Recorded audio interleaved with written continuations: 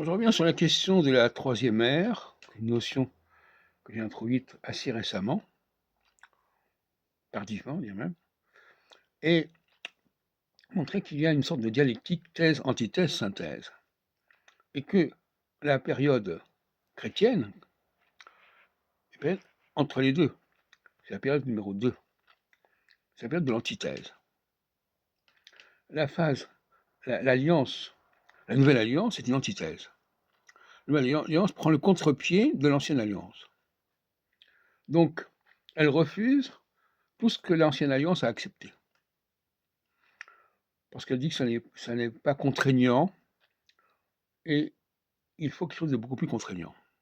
Mais en même temps, elle ne donne pas les clés de ces lois.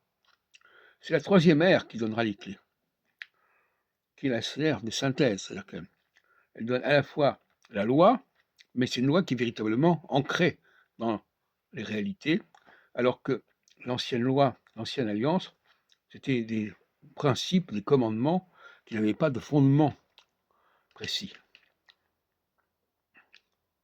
Donc la troisième alliance, la troisième ère, qui suit l'ère chrétienne, et qui est en train de venir maintenant, avec l'ère des Verseaux notamment, on peut appeler ça comme ça, eh bien, c'est une alliance qui fera appel à la véritable science du plan divin, c'est-à-dire le véritable fondement du plan divin, et non pas des fantasmes de lois comme ça, euh, présentés au nom du plan divin, mais qui n'ont aucun fondement sublime, supérieur.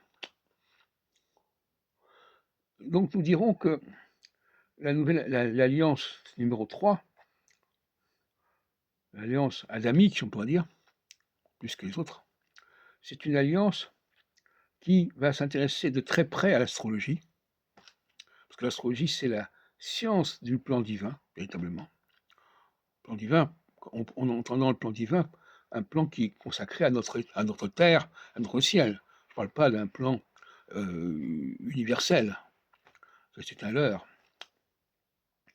Et elle va également attacher beaucoup d'importance aux Juifs. Les Juifs, on les avait mis de côté un petit peu pendant la période christique. Bon, c'était des gens comme les autres, finalement, dirait-on. Eh bien, la troisième alliance va redonner toute sa puissance aux Juifs. Elle correspond d'ailleurs, elle coïncide avec la renaissance de l'État d'Israël. Ce n'est pas complètement un hasard. Et donc,